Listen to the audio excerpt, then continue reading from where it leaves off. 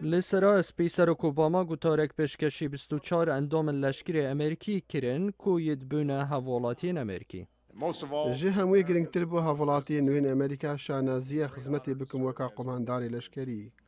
بوی هلکفته سروکی دوال کنگرسی کر رفورما کوچبری پجرینن جبو سرداری کرن لگل 11 میلیون کوچبر نقانونی لولاتی.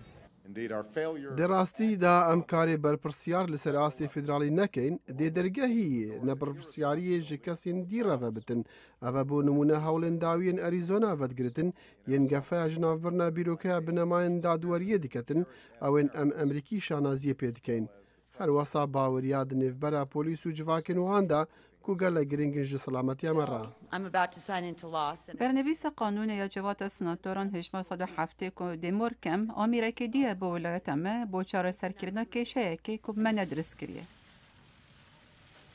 فرماندار جان بروور قانونا کوچبری مرکل کو رکید دتا پولیسا پرسیارل هر کسا که بکن اگر پولیس باور بکن او کوچبر نقانونی نه و هروها کوچبر تیوی ناس نامال گل خواه هل گیرن.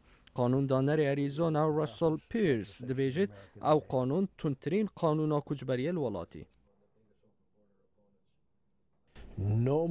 ایدی اوه بتنی ربازین گرتونو بردانی نابن. بر هلسکار دبیجن او قانون وقت که کو پولیس جدایل سر بنمای نژاد و رنگ پیستیب کرد. اوه جبو اسپانی نژاد آیا اوه ندی مکسیکیان وگرتن اوه نپنابری ندستور دای ناکتا آرمانج بلکو هر کسی که جناجاده کی تایبت ودگرتن. بله فرماندار ریزۆنا دبیجید پولیس جدایی ناکد.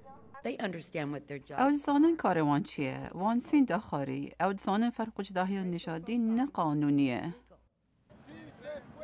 بزافکارن رفورما کوچبری دبیجن او دی پنای به نبردادگه. او سرک اوباما دبیجید وی فرماندار ریوبر یا خواله و کلی نبکد دا بزانیت اگر او قانون لدشی مافن سویل آن نه لدم مشتمر بردوامن هیزن فدرالی 47 کس دست سرکرن جبر دستبون وان لگل تورکا مکسیکی کو خلق بقت چاق دینان ولایتا ریزۆنا. اف راپورتل دنگ امریکا هاته پیشکش گرن.